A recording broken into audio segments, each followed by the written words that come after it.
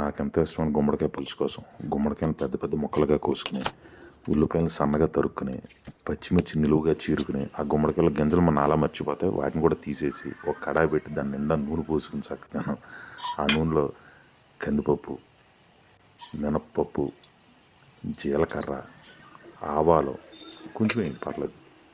ఇప్పుడు అందులో తుంచిన 4 ఎండుమిర్చి వేసి చక్కగా కలుపుకుని దాంట్లో ధారాళంగా ఇంగువేయండి, ఏమాత్రం కక్కుర్తి పడదు. ఇది ఒక రకమైన రుచి వస్తుంది. చక్కగా వెల్లుల్లిపాయలని లైట్గా అలా దంచి వేసేయండి. కింద పడిందని ఆలోచించద్దు, ఎంత వెల్లుల్లిపాయలను వేసుకోండి తిన్నోళ్ళకి. ఇప్పుడు అందులో నాకు మెంతులు అంటే ఇష్టం కాబట్టి ముందు వేసుకోవాల్సిన లాస్ట్లో వేసాను, అయినా పర్లేదు వేసేయండి. తిప్పుకుని చక్కగా అది అలా వేడెక్కిన తర్వాత అందులో కరివేపాకు వేసుకుంటే ఒక రకమైన స్మెల్ వస్తుందండి. చక్కగా కలిపి రెడీగా పెట్టుకుని అందులో ఇందాక తరుక్కున్న ఉల్లిపాయలు, పచ్చిమిర్చి వేసేయండి, ఏం ఆలోచించద్దు.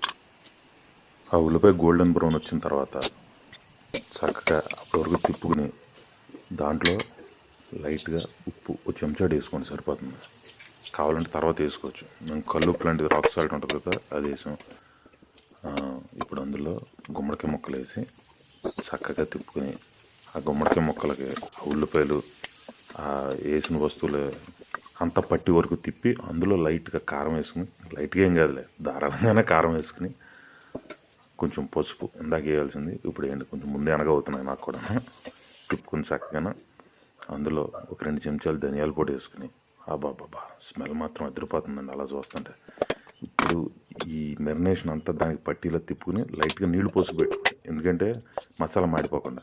ఇప్పుడు అందులో ముక్క రకంగా ఉడికిన తర్వాత మగ్గిన తర్వాత ఇప్పుడు అందులో నీళ్లు పోసాను. చక్కగా నీళ్లు పోసి అలా ఉడకబెట్టుకుని ఒక 10 నిమిషాల తర్వాత తీసి చూడండి. మళ్ళీ ఈలోపు రుచి చూసుకోండి అన్నీ సరిపోయినాయి లేదా. బాబా స్మెల్ అండి. ఇప్పుడు ముక్క తీసి ఉడికిందో లేదో 10 నిమిషాల తర్వాత తీసి అలా కట్ చేస్తే స్పూన్ తోటి అలా స్కూప్ చేసుకుని అది మెత్తగా అయిపోయింది. అది నోట్లో పెట్టి చూడండి, బాగుందా, అదిరిపోయింది. ఆ ముక్క మొత్తం తినేయండి అంతే. ఇప్పుడు తిన్న తర్వాత చింతపండు పులుసు తీసుకుని ఆ మరిగి పులుసులో పోయండి. చక్కగా మొత్తం పోసిన తర్వాత ఒక 3-4 గోళిక్కాయలు లాంటి బెల్లం ముక్కలు వస్తున్నాయి కదా, అవి కూడా వేయండి. 4 వేసుకోండి, బాగానే ఉంటాయి గోళీలు. ఇప్పుడు తరిగిన కొత్తిమీర చక్కగా ఆ పులుసులో వేసుకుని తిప్పుకుంటే గుమ్మలాడు గుమ్మడికాయ పులుసు రెడీ. ఇప్పుడు ముద్దపప్పు కోసం 1 కప్పు పప్పుకి 2 కప్పులు నీళ్లు పోసుకుని లైట్గా పసుపు, సాల్ట్ వేసుకుని చక్కగా కుక్కర్లో 6 విజిల్స్ వచ్చిన తర్వాత నెయ్యి కావాల్సినంత తీసుకుని అందులో జీలకర్ర వేసుకుని ఆ జీలకర్ర పోపుని ఆ ముద్దపప్పులో కలుపుకుని టేస్ట్ చూసుకుని నీట్గా కలుపు పెట్టుకుంటే ముద్దపప్పు గుమ్మడికాయ పులుసు రెడీ. బ్రౌన్ రైస్ తోటి గుమ్మడికాయ పులుసు ముద్దపప్పు కలిపి కొడితే స్వర్గం.